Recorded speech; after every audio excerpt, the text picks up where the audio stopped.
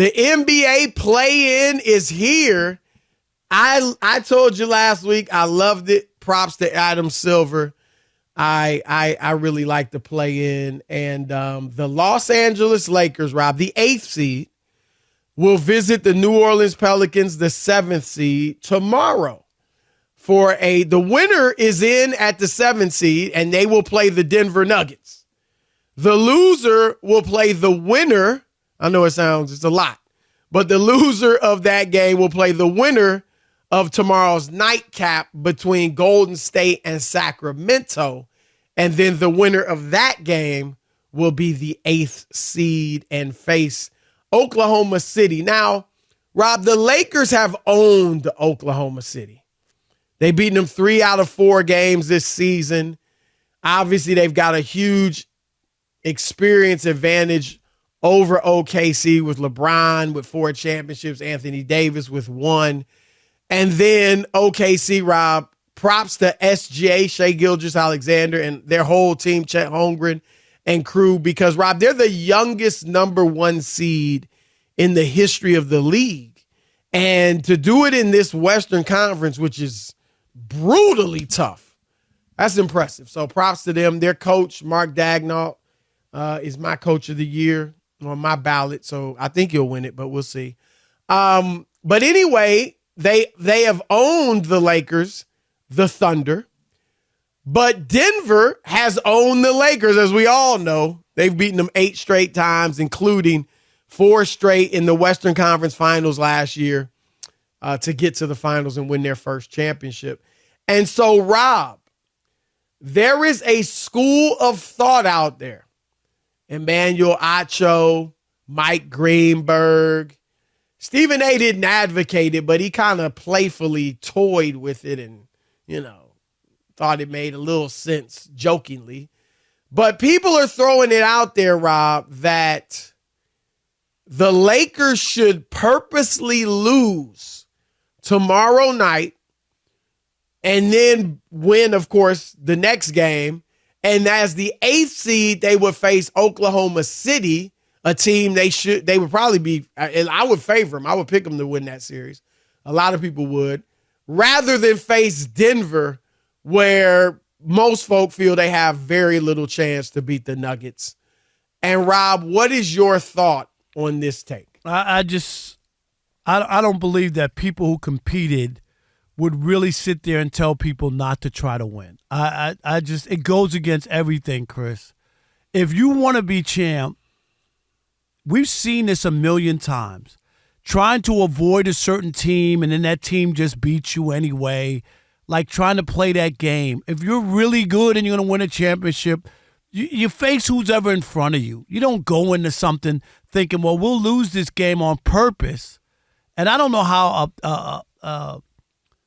a professional athlete even gears himself. What is the conversation there? I remember the Texans, Chris. Was it the Texans with when they should have lost the game, and Lovie Smith went for it, and remember they won the game at the end and changed their draft position? Yes. And look what happened to them, right? That's right. Everybody said they were stupid. What are you doing? What are you doing? And guess what? They got the best quarterback, Chris, because they won. Yep. Think about what I'm saying it, right?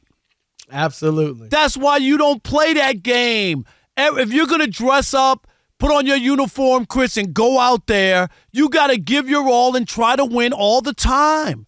I just really, let's try to lose because I think we can beat this other team and we don't want to knock off Denver. If you knock off Denver, Chris, you have a clear path. If they knocked off Denver, I think they become the favorite in the West. That's my and I would actually think they might win it all. They might. I like them. If they beat Denver. But go ahead. No, you're right. I don't buy into this at all, Chris. Guys who really lose. I completely agree with you, Rob. And here's the other thing. You're not guaranteed to win the next game for the 8th seed, right? I mean, you could easily do that and lose. Look, Golden State has beaten the Lakers 3 out of 4 times this year. Sacramento has beaten the Lakers 8 of the last 9 times they've played. Anthony Davis doesn't know the feeling of beating Domantas Sabonis. Right. Because he's never done it, right? And so, I mean, you could just see it happening where you tank and lose to New Orleans and then go ahead and lose the next game and don't even make the playoffs. I mean, and again, I think they're better than Golden State. But in a one-game scenario, let Steph Curry and crew get hot, and you could be gone. Anthony Davis, Rob, out of nowhere yesterday, back spasms. What if that happened in the playoff game? Yep.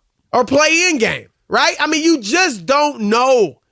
And so I'm totally with you. And you got to play, at the end of the day, the goal is to win the championship.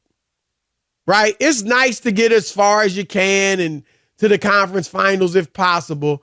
But the goal is to win the championship, Rob. Nobody's going to praise the Lakers. Nobody's going to put LeBron ahead of Jordan if he gets to the second round or the third round instead of the finals. All right? Instead of the first round, I should say, where if you get bounced by Denver. So, I mean, if you got to win a championship, you have to go through them at some point. You might as well go through them in the first round.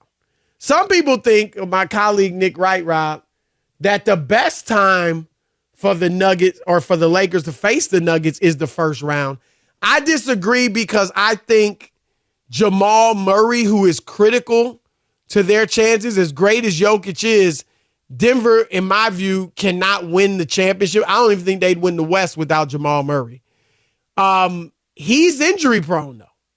He's fresh now. He's been back for about 5 or 6 games. I know what you mean, He's fresh, he's balling out. He might be banged up later, right? He's kind of like an Anthony Davis, right? Where, you don't know. I mean, 3 weeks from now, who knows how we don't want anybody to get hurt, of course. No. But it's just like the history, right? Yeah. And so that's why I think it's not best to face them, but hey, this is the situation you're in, and you've got 2 of the best players in the league still. You got to go out and get it done.